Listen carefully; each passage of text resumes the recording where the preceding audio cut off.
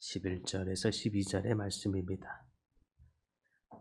누가복음 23장 8절과 11절에서 12절의 말씀.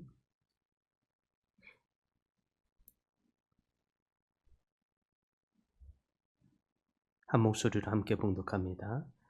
헤롯이 예수를 보고 매우 기뻐하니 이는 그의 소문을 들었으므로 보고자 한지 오래였고 또한 무엇이나 이적 행하심을 볼까 바랐던 용고로라.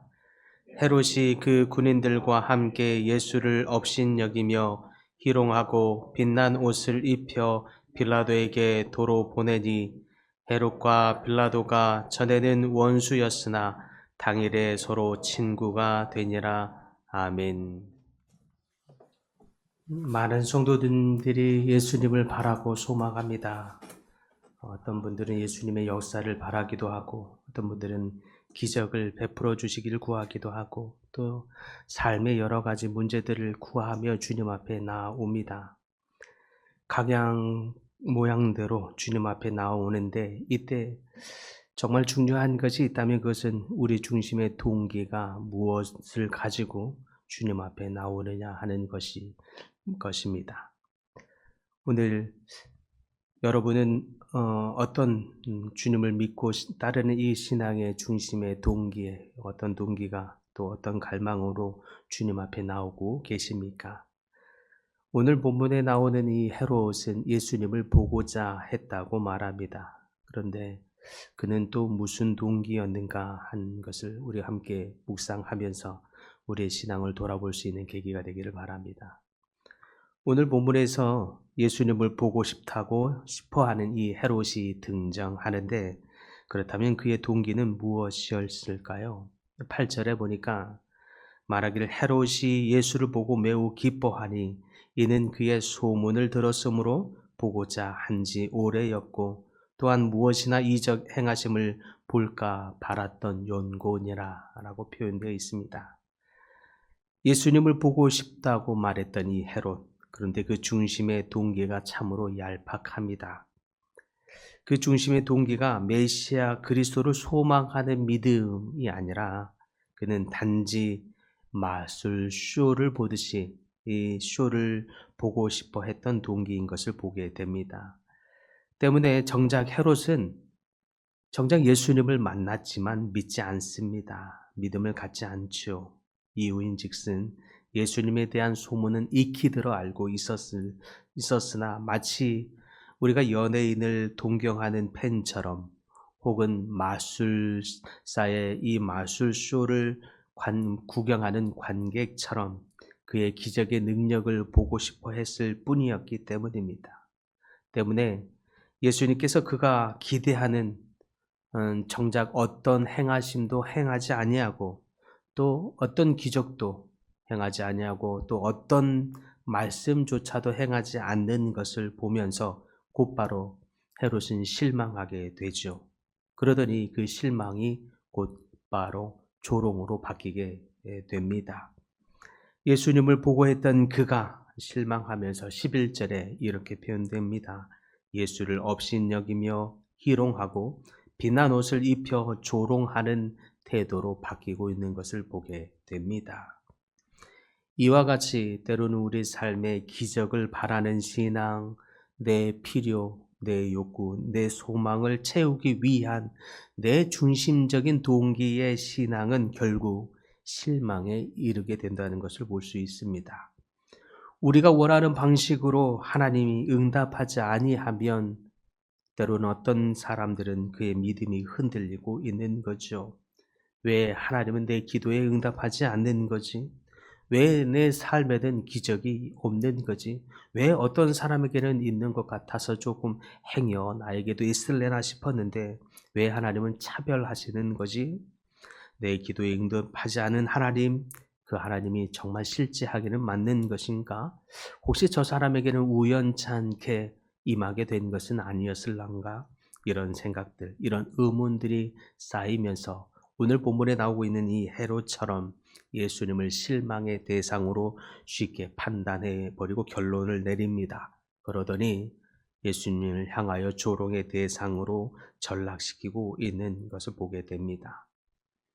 나 중심의 동기에서 따른 이 신앙, 하나님을 나의 필요를 채워주는 도구 정도로 전락시키고 있는 이 신앙, 이 바로 헤롯의 신앙인 것을 보게 됩니다. 그러나 말씀을 믿는 신앙이 참된 신앙이죠. 예수님은 헤롯 앞에서 오히려 아무 기적도 행하지 아니하였습니다. 오히려 그의 동기를 주님은 감찰하셨기 때문입니다. 보셨기 때문입니다. 오히려 그의 속에 있었던 이 동기, 단지 어떤 기적을 베푸는 것을 바라고 구경하기를 바라는 그의 동기에 조금도 주님은 만족시켜 주지 않고 있는 것입니다. 이와 같이 하나님은 때로는 우리의 육체의 욕망을 채우기 위해 주님을 향해 기도하고 간구할 때 주님은 응답하지 아니하신다라고 하는 것입니다. 마치 우리의 기도의 소리가 주님께는 들려지지 않는 것처럼, 마치 주님이 우리에게 잠시 안 계시는 것처럼, 주님은 마치 살아계시지 아니한 분처럼 어떤 행하심도 역사도 어떤 음성도 우리에게서 들려주지 아니하고 멈추고 계실 때가 있는 것이요. 이스라엘 백성에게 잠시 멈췄는데 430년이 지나갔던 것처럼 말입니다. 왜냐하면 하나님은 우리의 욕망을 채워주시는 분이 아니기 때문입니다.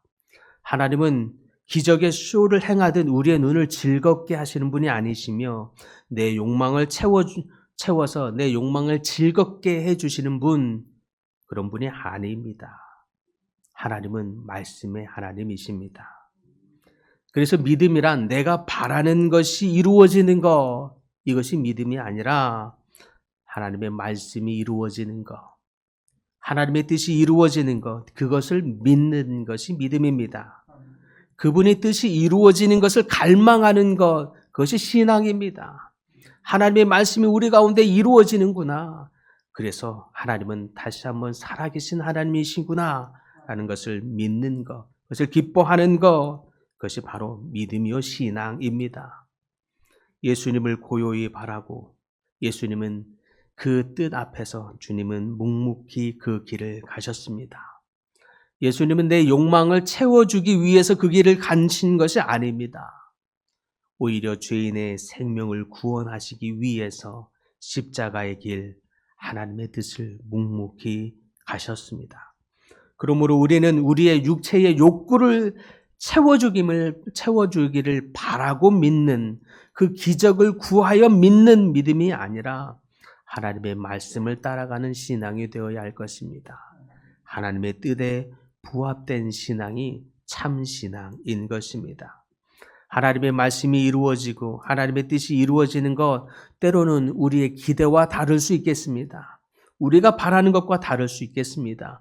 우리가 원하는 시점과 다를 수 있겠습니다.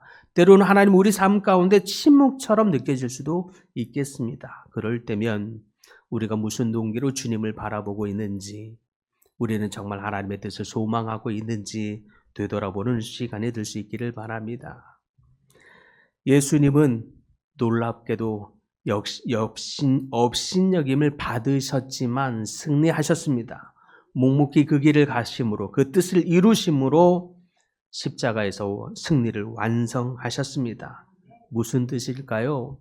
헤롯은 자신의 기대와 욕망이 채워지지 아니하자 메시아는 무슨 메시아냐? 예수님은 아무것도 할 수 없는 하찮은 분이다. 쉽게 결론 내려버립니다. 그리고 급히 예수님을 조롱하며 비아냥대듯이 거꾸로 빛나는 옷을 그에게 입혀줍니다. 그것은 예수님을 존경했기 때문이 아닙니다. 그를 믿었기 때문도 아닙니다. 오히려 왕이라고 말했던, 새로운 왕으로 올 줄 알았던, 그 위엄과 권위를 좀 볼 수 있을 줄 알았던 그분이 아무것도 할 수 없는 분처럼 보여지자 오히려 그를 반어법적으로 빛난 옷을 입혀주면서 조롱하고 있는 것입니다. 어쩌면 이처럼 우리 인간의 어리석음이라고 한다면 하나님을 자기 바램을 또 자기 욕구를 채워주는 도구점으로 여기다가 그것마저도 이루어지지 않고 더디 이루어지게 되면 하나님이 어디 계시냐? 하나님은 없는 분이라고 쉽게 결론 내린다는 것입니다. 그러더니 하나님을 급기야 떠나는 것을 넘어서서 교회는 틀렸다. 하나님은 없다. 조롱하고 험담하고 신앙을 포기하는 일들이 일어나는 것을 보게 됩니다. 지금 헤롯이 딱 그런 모습인 거죠. 자신의 기대가 채워지지 않자 예수님을 조롱합니다. 조롱하듯 빛나는 옷을 입혀 사람들마저도 함께 조롱에 동참하도록 만들고 있습니다. 그런데 너무나 아이러니컬하게도 그 빛난 옷처럼 예수님은 진짜 왕이셨습니다. 비록 빌라도는 예수님을 조롱하는 의도에서 옷을 입히고 있지만 예수님은 진정한 왕으로 그 길을 묵묵히 가고 계십니다. 그러더니 결국 십자가에 죽으시고 부활하심으로 온 인류의 온 세상의 구원자가 되셨습니다. 사랑하는 성도 여러분, 우리의 신앙은 헤롯과 또 빌라도와 같지 않기를 바랍니다. 예수님을 내 바램과 욕망을 채우는 도구쯤으로 전락시키지 않기를 바랍니다. 기적을 볼 때만 믿는 믿음이 아니라 우리 속에서 말씀이 이루어지는 것을 갈망하는 믿음이 있기 바랍니다. 하나님의 뜻이 우리 속에서 이루어지는 것을 갈망하는 갈망이 참 믿음이 여러분에게 있기를 바랍니다. 그래서 때로는 내 삶의 응답이 더디 이루어지는 것 같을 때에, 때로는 내 삶에 이상하게도 고난이 여전히 되는 것 같은 때에, 그 고난의 의미를 깨닫지 못할 때에도 여전히 하나님을 향한 믿음을 놓지 아니함으로 말미암아 십자가를 통과하는 그 후에 예수님이 부활하셨듯 여러분의 삶의 부활의 영광을 맛보게 되는 사랑하는 여러분의 모든 가족들 다 될 수 있기를 간절히 축복합니다.